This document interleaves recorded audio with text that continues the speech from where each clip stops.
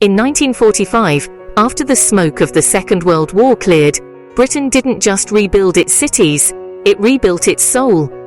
The government made a radical promise that a safe, high-quality home was a right, not a luxury.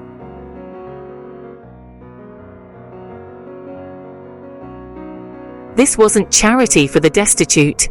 It was the backbone of the working class. Social housing was designed to be better than the private slums of the Victorian era. It had gardens, indoor plumbing, and most importantly, security. But today, that vision is a ghost. The social housing system is in a state of slow death. Waiting lists stretch into the decades. Affordable has become a marketing buzzword for expensive, and the security of a lifelong tenancy has been replaced by the anxiety of the private market.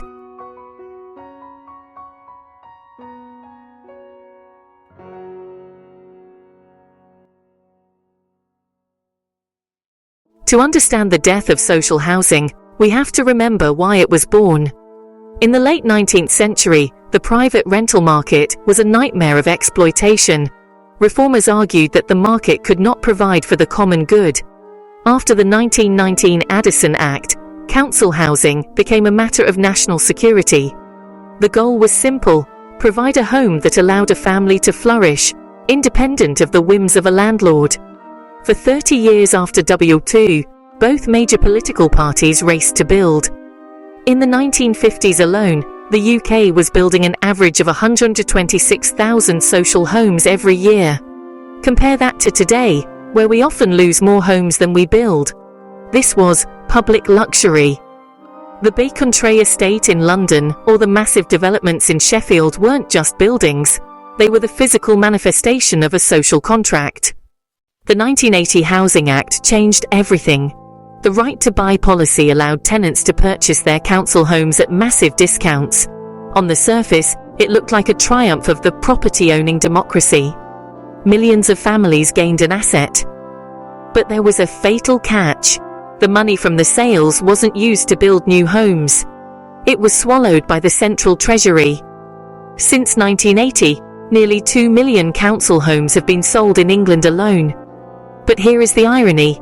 An estimated 40% of those right-to-buy homes are now owned by private landlords. Taxpayers are now paying billions in housing benefit to private landlords to rent back the very same houses the state once owned.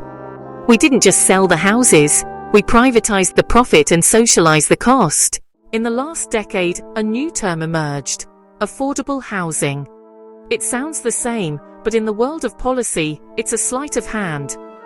Social rent is typically pegged at around 50% of market rates. It's truly accessible. Affordable rent, introduced in 2011, can be up to 80% of market rates. In cities like London or New York, 80% of a market rate is still completely unaffordable for a nurse, a teacher, or a bus driver. We have shifted from building for need to building for market minus a bit. The result? A net loss of social rent homes nearly every year for 4 decades. The safety net has been replaced by a tightrope. The slow death of social housing isn't just a budget issue. It's 150,000 children living in temporary accommodation. It's 1.3 million people on waiting lists. It's the tragedy of Grenfell Tower, where a lack of investment and the deregulation of consumer standards led to a catastrophic loss of life. Is there a way back? Some cities are fighting back. Vienna, Austria, is often cited as a gold standard, where 60% of the population lives in high-quality social housing, keeping the entire city's cost of living down. In the UK, new models are emerging: community land trusts and direct delivery by councils.